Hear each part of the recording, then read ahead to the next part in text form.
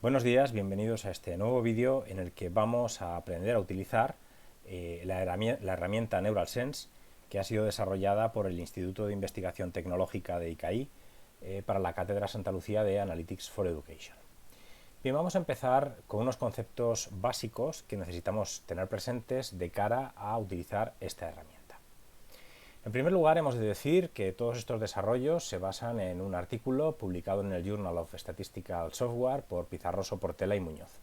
En este trabajo se habla de un nuevo paquete de R que permite estudiar las sensibilidades en modelos de redes neuronales, es decir, que permite la interpretación de redes neuronales. Aquellas personas que estén interesadas en profundizar más pueden leer este artículo, porque en este vídeo únicamente vamos a hacer una introducción conceptual a esta metodología. Bien, empecemos con un ejemplo. Supongamos que tenemos una relación de una variable dependiente y con dos variables independientes x1 y x2. Como vemos en los scatter plot que se muestran aquí en pantalla, la relación con x1 es lineal y positiva, es decir, a medida que aumenta x1 aumenta la y, se ve perfectamente, mientras que no existe relación entre x2 e y. Es decir, como vemos aquí, a medida que aumenta x2, y permanece invariable, es decir, no existe ninguna relación. Si nosotros ajustásemos un modelo de regresión lineal, un modelo de mínimos cuadrados ordinarios, normal y corriente, lo que obtendríamos sería algo parecido a esto. Para x1 obtendríamos una recta de este estilo, con pendiente positiva, mientras para x2 lo que tendríamos es una línea horizontal, indicando que esta variable no es significativa en el modelo de regresión. Bien, ¿qué sucede ahora si en vez de ajustar un modelo de regresión lineal utilizamos una red neuronal? Bien, en este caso lo que obtendríamos es lo siguiente. Para cada uno de los puntos vamos a obtener una pendiente diferente, como vemos en pantalla. Es decir, en el caso de x1 lo que obtendríamos es que para cada punto hay una pendiente. Claro, en este ejemplo en concreto, como podemos observar, la relación lineal es muy clara, con lo cual las pendientes de cada punto van a ser levemente distintas entre sí, pero todas van a ser muy parecidas. Claro, en la medida en que tengo tantas pendientes como puntos, ya no tengo una única pendiente, lo que tengo es una distribución de pendientes. Es decir, yo podría hacer un histograma o mejor dicho, una función de densidad de todas las pendientes obtenidas y obtendría algo parecido a esto. Tendría una distribución de sensibilidades, una distribución de pendientes que sería muy estrecha, porque todas las pendientes son parecidas, y que estaría centrado en torno a un determinado valor. En este caso podríamos suponer que está centrado en torno al valor 0,8, que esta sería la pendiente media de todos los puntos. ¿Qué obtendríamos para el caso de x2? En el caso de x2, nuevamente para cada punto tendríamos una pendiente, solo que en este caso todas las pendientes seguirían siendo muy parecidas, pero muy próximas a cero. Pintando la distribución de las pendientes, lo que tendríamos es algo parecido a esto. Una distribución muy estrecha, porque todas las pendientes son muy parecidas, y próxima a cero. Esto es exactamente lo que obtendremos con NeuralSense. NeuralSense precisamente lo que nos proporciona es esta información a la que estoy haciendo referencia. Abajo tenemos las distribuciones de sensibilidades. Esto es sobre un determinado dataset en el que existe esta relación, una relación lineal y positiva con x1 y una relación no significativa o no relevante con x2, pues lo que obtenemos son estas distribuciones. Como vemos aquí, tenemos dos distribuciones que son muy estrechas, y el concepto de que son muy estrechas no nos llevemos a engaño visualmente, nos tenemos que fijar en cuál es la desviación típica, que la tenemos aquí arriba, y como veis la desviación típica de sensibilidades para x2 es muy próxima a 0 y para x1 está en el entorno de 0,15. Con lo cual, aunque visualmente parezca que esta distribución de x1 es ancha, en realidad no lo es, porque tiene una desviación típica muy pequeñita. Entonces, como vemos, obtenemos dos distribuciones que son estrechas, tal y como cabría esperar. La de x2 está muy próxima a 0, que es lo que veíamos antes, las pendientes van a ser muy cercanas a 0 porque la relación no es significativa, y para el caso de x1 lo que vemos es que la media estará en torno a este valor, que aproximadamente podemos pensar que es 0,8. Este gráfico de aquí lo que nos muestra es la media de las sensibilidades al cuadrado, es decir, el valor de cada una de las sensibilidades, de cada una de las pendientes, lo elevamos al cuadrado y calculamos la media. Esto es una medida de importancia. Cuanto más grande sea este valor, más importante es esa variable.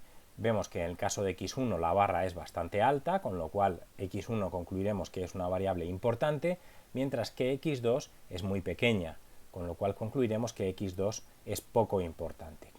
Finalmente, en el gráfico de arriba lo que representamos es la desviación típica de las sensibilidades, la desviación típica de las pendientes y la media de las sensibilidades, es decir, la media de las pendientes. Observamos que x2 tiene una media próxima a 0 y una desviación típica próxima a 0, lo que significa que la variable no es relevante. Por el contrario, x1 tiene una desviación típica pequeñita, esto me indica que la relación va a ser lineal, pero sin embargo la media, como vemos, está muy lejos del 0. Podríamos pensar que está cercana al 0,8 o 0,80 y pico. Bien, por tanto, concluiríamos que existe una relación lineal y significativa entre x1 y la variable dependiente y. En resumidas cuentas, si yo comparo un modelo de regresión lineal, la parte de arriba, con un modelo de red neuronal interpretada con NeuralSense, la parte de abajo, lo que tenemos es esto de aquí. En el caso del modelo de regresión lineal vamos a ajustar una única recta de regresión cuya pendiente va a ser beta 1 con gorro, el valor estimado para el coeficiente beta 1. Sin embargo, con NeuralSense lo que vamos a obtener es tantas pendientes como puntos tengamos, con lo cual tendremos una distribución de pendientes que es estas que vemos aquí. La gracia está precisamente en que si la relación es lineal, lo que nos vamos a encontrar es que la media de esas sensibilidades, que sería este punto de aquí, el valor medio de la distribución, MS o Mean Sensitivity, va a ser muy parecido al valor de beta 1 que obteníamos con la regresión lineal. Otro ejemplo similar, en este caso vamos a considerar que existe una relación lineal y positiva entre y x1 y una relación lineal y negativa entre y x2. Bien, en este caso, ¿qué obtendríamos? Pues obtendríamos exactamente lo mismo que antes, en el sentido de que la variable x1 vemos que tiene una distribución cuya media es positiva y la variable x2 tiene una distribución cuya media es negativa. En ambos casos, como vemos aquí, las distribuciones tienen una desviación típica pequeña. Fijaros que para x2 estaría levemente por encima de 0,1 y para x1 estaría aproximadamente en el 0,1, es decir, estamos trabajando con desviaciones típicas muy pequeñas, por tanto son distribuciones muy estrechas, contrariamente a lo que podamos interpretar visualmente viendo esta parte de aquí abajo. Eso nos indica que como son distribuciones muy estrechas, la relación es lineal. En el caso de x2 vemos que va a ser una relación lineal negativa, porque fijaos que el valor medio, que lo tenemos aquí, y gráficamente vemos aquí, es negativo, estará en el entorno de 0,7, menos 0,7, perdón, y en el caso de x1 vemos que el valor estará en el entorno de 0,6 positivo. Por tanto, existe una relación lineal y negativa entre x2 e y existe una relación lineal y positiva entre x1 e y. En cuanto a importancia, gráfico de aquí abajo, vemos que x2 parece levemente más importante que x1, aunque en la práctica tienen importancias relativamente parecidas o muy similares. Bien, de nuevo esto resume gráficamente lo que acabo de explicar. En el caso de la relación entre y x2, vemos que si ajustásemos un modelo de regresión obtendríamos un valor del coeficiente, una pendiente de beta 2 con gorro, que va a ser muy parecido al valor medio de sensibilidades que obtengamos para esa variable con NeuralSense, es decir, siendo esta la distribución de sensibilidades para x2 obtenida en NeuralSense, su valor medio, este valor de aquí, va a ser muy parecido al beta 2 que obtendríamos con un modelo de regresión. Y lo mismo con x1. En el caso de x1, el modelo de regresión nos ajustaría una recta cuya pendiente sería beta 1 con gorro, mientras que NeuralSense nos daría una distribución de sensibilidades cuyo valor medio, ms de x1, va a ser muy parecido a este valor beta 1 con gorro. Bien, por tanto, como vemos, cuando trabajamos con relaciones lineales, la salida de NeuralSense es muy intuitivo. Se puede interpretar muy fácilmente haciendo la analogía con el modelo de regresión lineal correspondiente. Pero ¿qué sucede cuando existe una relación no lineal? Por ejemplo, una relación cuadrática como esta que vemos aquí, en el que y sería igual a beta 0 más beta 1 por x1 al cuadrado más u. Bien, en este caso aquí tenemos el scatter plot correspondiente, se ve perfectamente la relación no lineal, la relación de tipo cuadrático, y en este caso lo que sucedería es lo siguiente. Fijaos que si yo intentara ajustar usando un modelo de regresión lineal en el que x1 lo metiese como variable al cuadrado, tendríamos esta línea azul, que es efectivamente un cuadrado, que parece que se ajusta bastante bien a los datos, pero ¿qué sucedería con la red neuronal? Recordad que la red neuronal ajusta una pendiente para cada punto, con lo cual en estos puntos que tenemos en la región azul, las pendientes que ajustaría la red neuronal, ¿cómo van a ser? Serían pendientes negativas, porque, como veis, la función es decreciente. En esta zona roja, ¿cómo serían las pendientes en la red neuronal? Pues serían muy parecidas a cero, aquí levemente negativas, aquí levemente positivas y aquí cero. Con lo cual, en esta región de aquí vamos a tener pendientes muy próximas a cero. ¿Y cómo serían las pendientes en esta zona de la derecha? Lógicamente, las pendientes en los puntos que están en esta zona de la derecha marcada en verde van a ser pendientes positivas. Por tanto, tenemos unas cuantas pendientes negativas, unas cuantas pendientes próximas a cero y unas cuantas pendientes positivas. Bien, si nosotros pintamos la función de distribución, de densidad de todas estas pendientes, obtendremos algo parecido a lo que tenemos aquí. Una función de densidad centrada en el cero, con colas a la izquierda que toman valores negativos y colas a la derecha que toman valores positivos. La conclusión de todo esto es la siguiente. Neural Sense nos va a alertar de la presencia de efectos no lineales cuando la desviación típica de las sensibilidades sea muy grande, porque si os fijáis, la característica esencial de esta función de densidad es que es realmente muy ancha.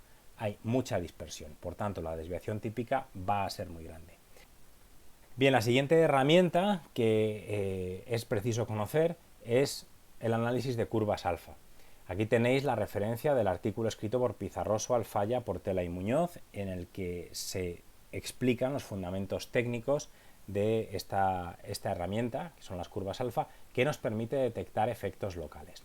Bien, ¿qué son efectos locales? Los efectos locales se producen cuando una determinada variable no es relevante, no es significativa para el conjunto del dataset, pero sin embargo sí que tiene una importancia grande para un pequeño grupo de individuos dentro de ese dataset. Bien, la detección de efectos locales, por tanto, pues nos puede resultar tremendamente útil para identificar subconjuntos dentro de nuestro dataset global, subconjuntos de individuos, de observaciones, que tienen un comportamiento diferente al resto. Bien, al margen de los aspectos más matemáticos o técnicos de esta metodología, desde el punto de vista de la interpretación práctica es bastante sencillo entender este gráfico que vemos en pantalla. Nosotros diremos que se producen efectos locales cuando alguna de las curvas se cruce, es decir, aquí tenemos, si os dais cuenta, en rojo está la variable independiente x1, en amarillo x2, en verde x3, en azul x4 y en morado x5. Bien, si se producen cruces en algunas de estas curvas, podemos inferir la posible existencia de efectos locales. También podemos inferir la presencia de efectos locales si se produce un salto muy grande en la última parte, en el último tramo del gráfico. Esto que vemos aquí representado son las normas que se están utilizando, las normas matemáticas, norma 1, 2, 3, 4. Aquí llega hasta la norma 15, que estaría más o menos por aquí. Si el salto de la norma 15, que estaría por aquí, a la norma infinito, que en este caso aparece marcada con el número 16, es muy grande, es decir, este salto que se produce aquí es muy grande, también podemos inferir la posible existencia de efectos locales. Por tanto, viendo este gráfico, concluiremos que hay posibles efectos locales cuando hay cruces en alguna de las curvas o cuando el salto que se produce en el último tramo es muy grande. Bien, ahora ya estamos preparados para utilizar la aplicación de Neural Sense, que, como ya he dicho, ha sido desarrollado por el Instituto de Investigación Tecnológica de ICAI para la Cátedra Santa Lucía de Analytics for Education. Bien, una vez que hacemos doble clic en el icono de la aplicación, lo primero que nos vamos a encontrar es esto de aquí.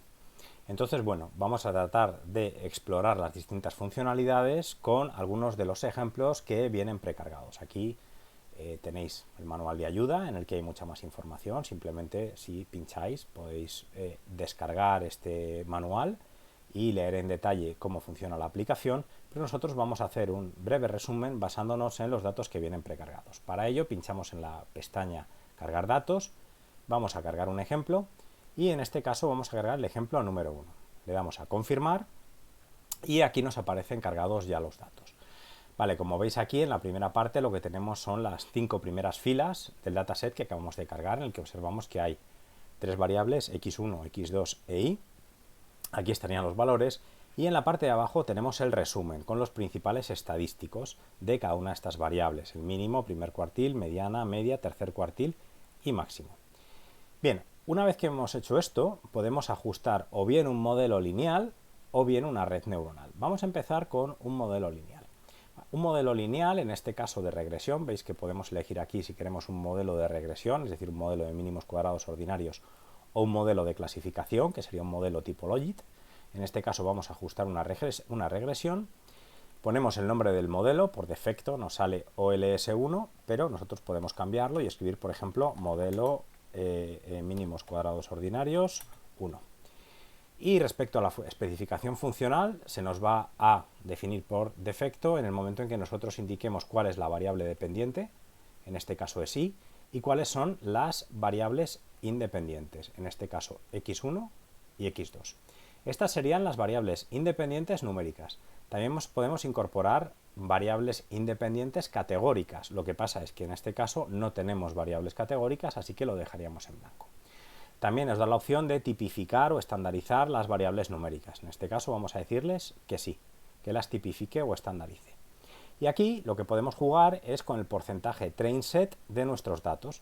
Una elección típica es un 80% de datos para el train y un 20% de datos, el 20% de datos restantes para el test. En este caso pues vamos a utilizar esta partición y podemos establecer también la semilla que queremos emplear para hacer los cálculos. Como bien sabéis, si no se emplea una semilla, en la medida en que este tipo de partición tiene un comportamiento aleatorio, pues los datos no serían, o el ejercicio no sería reproducible. Para que lo sea, tenemos que elegir una determinada semilla. Por defecto nos sale 2024, pero podemos elegir cualquier otra, la que nosotros queramos. Le damos a Train Model y lo que vamos a obtener es un modelo de mínimos cuadrados ordinarios normal y corriente. Como vemos aquí, tenemos para la variable x1, vemos que el coeficiente del beta estimado es 3,5 por 10 elevado a menos 1, o sea 0,35.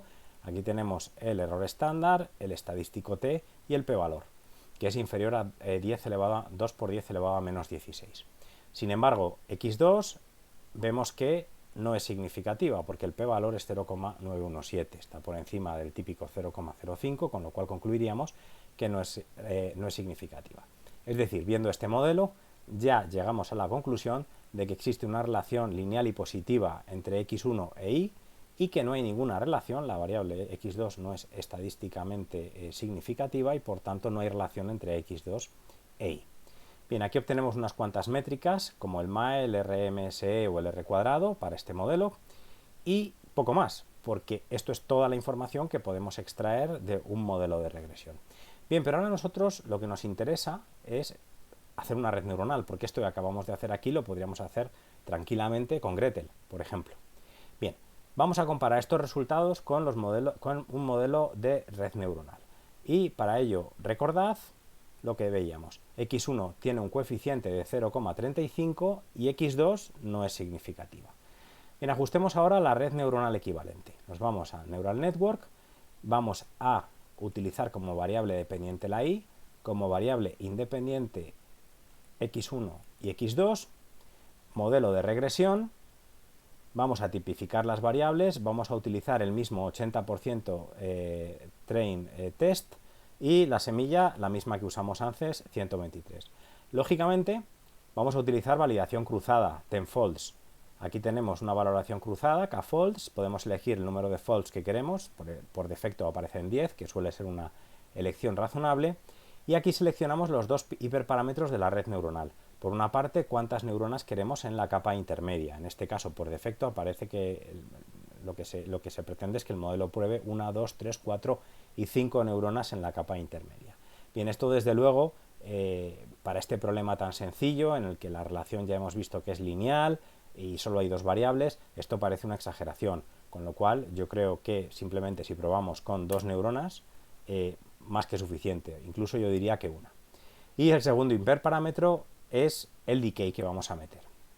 En este caso vamos a probar por defecto con estos 3 decays, pero yo puedo probar con más decays. Por ejemplo, podría probar también añadir 0,0001 o 0,000001. Es decir, puedo calcular o puedo meter a mano distintos valores de decay que a mí me interese probar. 0,0.1 y 1.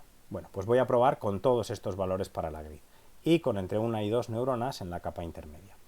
También le puedo marcar el número máximo de iteraciones para el cálculo de la red neuronal, por defecto aparece 250, y una vez que ya he hecho esto, simplemente le doy a ejecutar, probablemente tarde un poquito, espero y enseguida aparecerán los resultados. Ya tenemos aquí los resultados.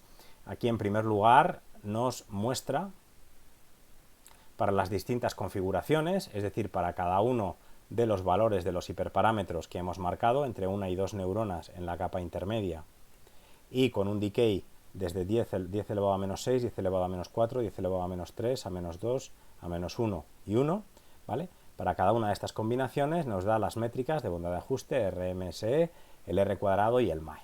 Vale, en base a esto, lo que nos dice es que la red óptima seleccionada tiene 2 neuronas en la capa intermedia y un decay de 10 elevado a menos 4.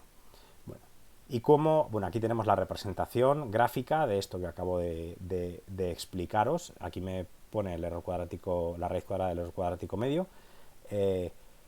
Aquí tenemos el decay y aquí tenemos el número de neuronas en la capa intermedia. Y como vemos, parece que el óptimo se alcanza por aquí, con 2 neuronas en la capa intermedia y 10 elevado a menos 4 para valor del decay.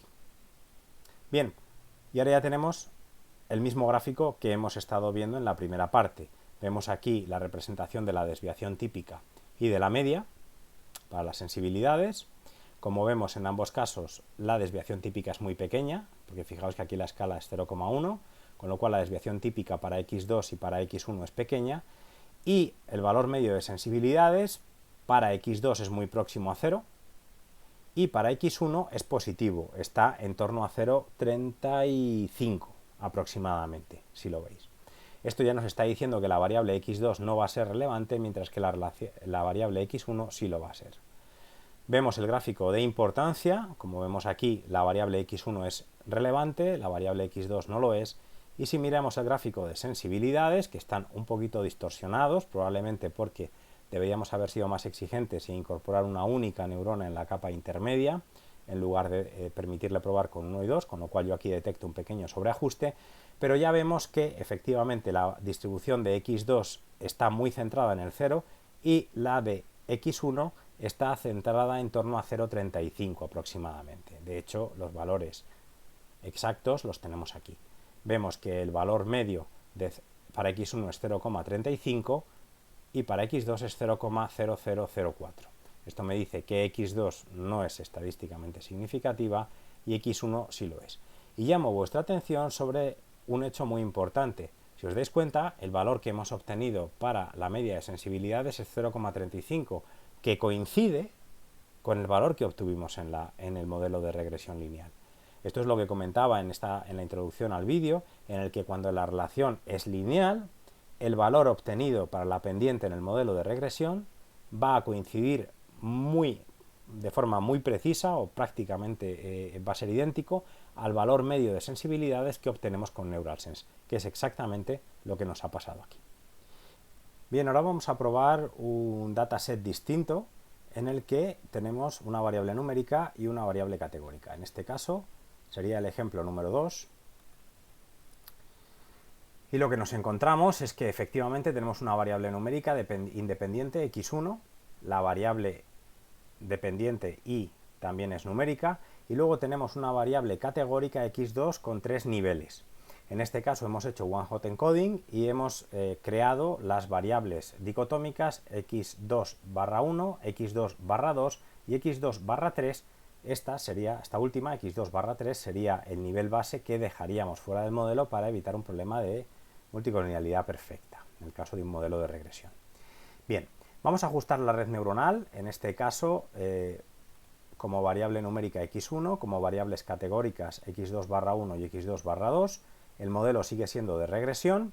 Vamos a tipificar las variables numéricas, cosa que siempre hemos de hacer en el caso de una red neuronal, y en este caso no vamos a utilizar partición train test, sino que todos los datos los vamos a utilizar para ajustar el modelo en entrenamiento.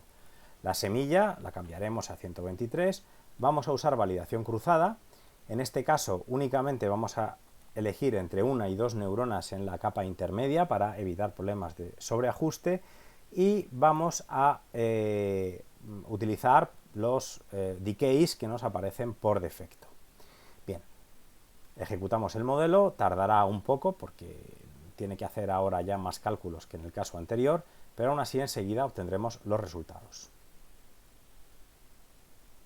Aquí los tenemos. De nuevo, aquí tenemos los valores o los resultados obtenidos para cada una de las combinaciones posibles de hiperparámetros, y nos dice que el modelo óptimo que tiene dos neuronas en la capa intermedia y un decay de 10 elevado a menos 4. Gráficamente ya lo vemos aquí. Este sería el modelo óptimo, que corresponde a dos neuronas y un decay de 10 elevado a menos 4. Aquí tenemos algunos gráficos en relación a los residuos del modelo que podemos estudiar para ver si hay algún potencial problema. En este caso parece que no lo hay. Y aquí ya tenemos los gráficos de siempre. Y el más interesante es este de aquí abajo. Si os dais cuenta, la distribución de sensibilidades, en el caso de la variable x1, especialmente es ahí donde mejor se ve, vemos que tiene tres modas, es decir, tiene tres picos. ¿Esto qué nos está diciendo? Pues si hemos entendido la introducción la introducción que hicimos teórica al principio de este vídeo, nos está diciendo que la variable x1 tiene tres pendientes diferentes. ¿Esto qué significa? Esto significa que si yo quisiera modelizar esto mediante un modelo de regresión lineal, lo que tendría que incorporar no es la variable x1 y las variables x2-1 y x2-2, sino que además debería incorporar la interacción entre estas variables, porque la variable x1 tiene tres pendientes diferentes. Hay un efecto interacción clarísimo entre la variable numérica y las dos variables, o los dos niveles de la variable categórica que hemos incorporado al modelo. Hay un efecto interacción. Esta es precisamente una de las grandes ventajas que tiene utilizar una red neuronal interpretada con Neural Sense. Simplemente viendo la salida del gráfico podemos inferir cuál sería la especificación funcional correcta para un modelo de regresión equivalente. En este caso, Neural Sense nos está diciendo, ojo, si quieres hacer esto en un modelo de regresión, tienes que meter una interacción entre tu variable numérica y tus categóricas, porque claramente hay un efecto de interacción, porque la variable numérica tiene tres pendientes diferentes. Bien, el resto lo interpretaríamos como hemos hecho en el caso anterior. Lo que pasa es que en este caso, al haber el efecto de interacción, esa interpretación tiene menos sentido. Por tanto, es mucho más interesante centrarnos en la distribución de sensibilidades, que es lo que vemos aquí. Bien, un último ejemplo. En este caso vamos a utilizar el ejemplo 4, que es una relación no lineal entre la variable dependiente y la variable independiente x1. Vamos a hacer lo mismo de antes. Vamos a usar y como variable dependiente. Vamos a utilizar como variables independientes x1 y x2. En este caso no tenemos variables categóricas. El modelo sigue siendo de regresión. Que no se nos olvide tipificar variables. De nuevo, no vamos a hacer partición train test. Semilla, la que queramos. Vamos a utilizar validación cruzada para evitar problemas de multicolinialidad solo entre una y dos neuronas en la capa intermedia, y bueno, los decays que nos aparecen aquí por defecto parecen razonables, y vamos a entrenar el modelo. Vamos a ver en este caso cuáles son los resultados, y aquí los tenemos. De nuevo me voy rápidamente a la distribución de sensibilidades, y lo que me encuentro aquí, en cuanto cargue, porque todavía no ha cargado, lo que me encuentro aquí es una cosa bastante curiosa. La variable x2 tiene una distribución muy estrechita y muy centrada en el 0, lo cual me dice que la variable x2 no es relevante, no es significativa, pero fijaos que la variable x1 es muy ancha y centrada en el 0. ¿Qué es esto? Pues esto es exactamente lo que vimos en el ejemplo teórico del principio. Existe una relación cuadrática entre la variable x1 dependiente y la variable dependiente y. Por tanto, si nosotros ahora quisiéramos hacer un modelo de regresión lineal, un modelo de mínimos cuadrados ordinario equivalente a esta red neuronal, sabemos, en base a estos resultados, que tendríamos que incorporar x1 como, tanto x1 como x1 elevado al cuadrado, es decir, un término cuadrático. Porque esta desviación típica tan grande, el hecho de que las sensibilidades tengan una distribución tan amplia, nos dice que existe una relación no lineal entre x1 e y. Bien, y ahora para finalizar vamos a cargar unos datos reales. En vez de utilizar los datos de ejemplo, vamos a cargar unos datos propios. En este caso, en vez de marcar la casilla de cargar ejemplo, le daríamos a buscar, seleccionamos la carpeta donde tenemos los datos, que tiene que ser un Excel o un CSV, le damos a abrir, confirmamos y ya tendríamos nuestros datos cargados. En este caso, los datos son datos reales del riesgo de default en un determinado préstamo, es decir, si la persona va a pagar o no va a pagar un determinado préstamo en función de una serie de variables. En este caso, la variable dependiente va a ser default, que es dicotómica, toma valores 0, no hace default, o 1, sí hace default o hace impago en el préstamo, y luego, como veis, bastantes variables, tanto de tipo dicotómico, como categórico, como numérico. Vamos a ajustar la red neuronal. En este caso, el modelo que vamos a utilizar es un modelo de clasificación. Nuestra variable dependiente va a ser hacer default o no, una variable binaria 0, 1. Como variables numéricas independientes, el importe del préstamo, la edad de la persona que pide el préstamo y el número de retrasos. Y llamo vuestra atención sobre esta variable, el número de retrasos. Esta variable se ha incorporado al modelo como variable numérica y representa cuántos meses se ha retrasado en el pago la persona. Es decir, a lo mejor se puede haber retrasado 0 meses, o lo que es lo mismo, no se ha retrasado, o 1 mes, o 2 meses, o 3 meses, o 4 meses, o 5 meses. Bien, esa variable se ha incorporado tentativamente al modelo como una variable numérica que toma los valores del 0 al 6. Bien, a continuación las variables categóricas independientes, el sexo, mediante one-hot encoding hemos metido el nivel de educación, posgrado, grado, secundaria y otros, que queda como nivel base, estado civil, casado, soltero y otros, que queda como nivel base, y hemos terminado de especificar el modelo. Tipificamos variables numéricas, vamos a mantener la partición train test del 80%, vamos a mantener la semilla, utilizaremos validación cruzada, en este caso para evitar problemas de sobreajuste y para que no tarde demasiado el modelo, vamos a probar exclusivamente con una neurona en la capa intermedia, y los valores de decay vamos a ponerles los que estaban más 0,1 y 1. A continuación vamos a entrenar el modelo y en esta ocasión tardará un poquito más porque la base de datos tiene cerca de 70.000 registros. Bueno, ha tardado aproximadamente minuto y medio en hacer los cálculos, pero ya hemos terminado. Como siempre, vemos aquí para las distintas configuraciones de los hiperparámetros, en este caso solamente el decay, cuál es el comportamiento o el rendimiento del modelo. En este caso, dado que es un modelo de clasificación, la métrica que utilizamos es la precisión, accuracy. Aquí tenemos la matriz de confusión tanto en entrenamiento como en validación y aquí tienen los valores reales de la variable dependiente y los valores predichos, con lo cual a partir de estas matrices de confusión en training y en test podríamos calcular las métricas de precisión, sensibilidad, especificidad o lo que queramos. Bien, de nuevo nos vamos a ir rápidamente a la distribución de sensibilidades, que es lo más interesante, y fijaos lo que está sucediendo con la variable rosa, que es la variable retrasos, que es a la que hacía referencia antes. Tenemos una distribución que tiene muchos picos y además los picos son de distinta altura. ¿Esto qué nos está diciendo? Esto nos está diciendo clarísimamente que el comportamiento del número de retrasos es diferente según, o el impacto del número de retrasos es diferente según si son 6, 5, 4, 3, 2, 1 o 0.